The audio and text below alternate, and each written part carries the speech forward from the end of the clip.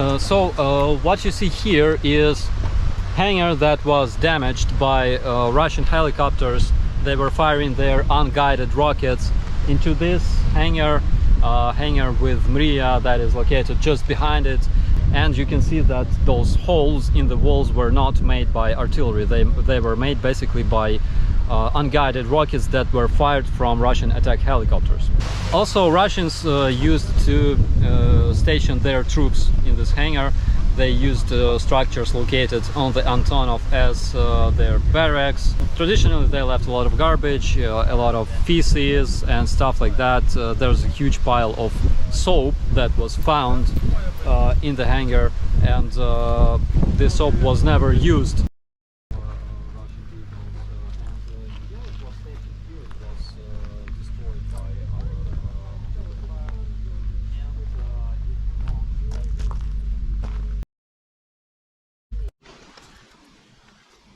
The remains of Russian hand grenade. This one is called RGN, ручная граната наступательная.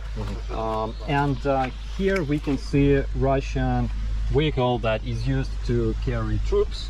And we can see this modern nano invention made in Russian Innovative Center of Skolkovo.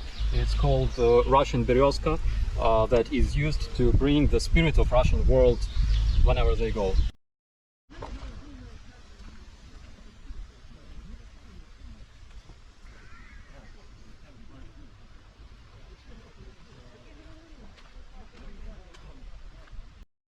So they used those to make, you know, some kind of plate, and this was inside of their armored vest that burned down completely. What is better, to have a single plate, single metal plate, or those many? It depends. For example, if this ceramic plate is getting hit by a bullet, actually it crashes, so you have to replace that. And in case you're using a metal plate, of course it's much heavier, but it can receive a bunch of bullets and you can continue fighting. Oh, interesting. This is part of unguided rocket that was fired from Russian helicopter. They look exactly like this. Those are remains of Russian ammunition that were left here. 120mm mortar shell. In Ukrainian and Russian language it's usually called mine, but of course it's shell.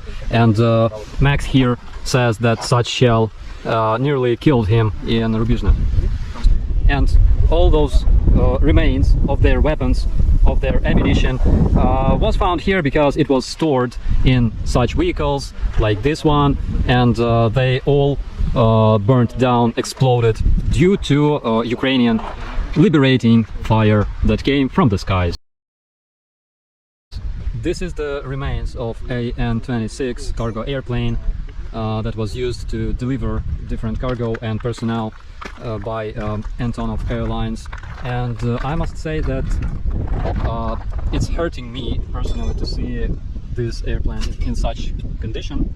A lot of those airplanes that are stationed here in the airport, they were targeted by Russian attack helicopters that were circling over this area. It's very hard to tell you just how large this aircraft is. So this is AN-22 Ante, and this aircraft is almost the size of AN-124 Ruslan.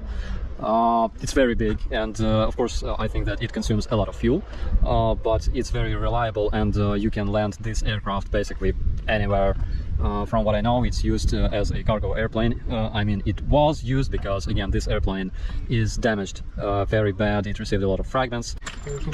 So, in my personal opinion, as a military expert, Russian unguided rocket went into this part of the airplane. It exploded because you see those splashes, splash type of holes here made by its fragments, and its engine, the rocket's engine, went all the way through this aircraft and went out from that side.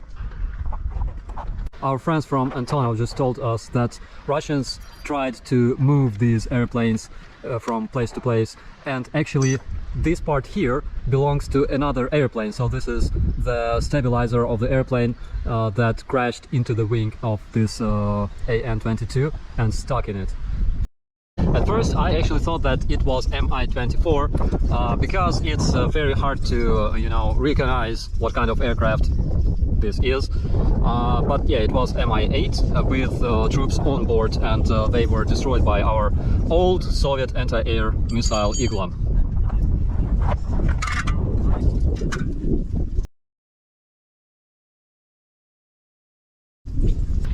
This is part of control panel of Ka-52, and here you can see the altitude of this helicopter, and it shows negative altitude actually, which is kind of funny. And here, by the way, you can see those remains of Ka-52, this fabric that was used in order to build those blades.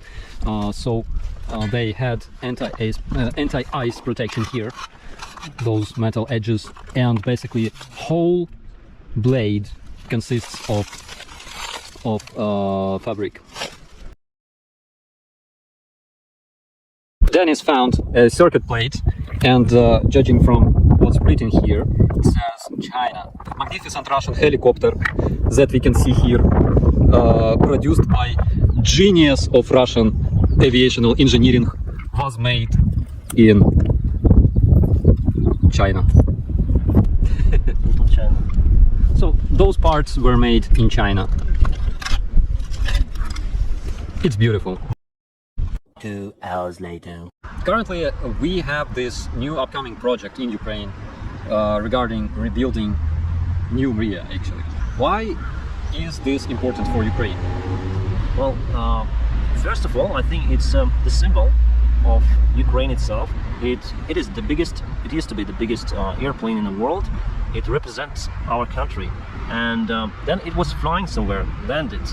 Usually there were hundreds of people waiting for it. Airplane supporters, they have a very interesting, nice community, aviation enthusiasts, and it was well recognized around the world. So it's like Ukrainian dream would always bring happiness to other countries. Indeed, and for the COVID times, this airplane flown to many destinations, delivering medical supplies, humanitarian aids, as well here to Ukraine as well. So it helps a lot. Here we are not speaking about the war or ammunition, but here we're speaking about more charity stuff. Humanitarian aid to other countries that suffered from random catastrophic events. Yes. And then I was speaking to Dmitry Antonov, the chief pilot of Antonov Airlines.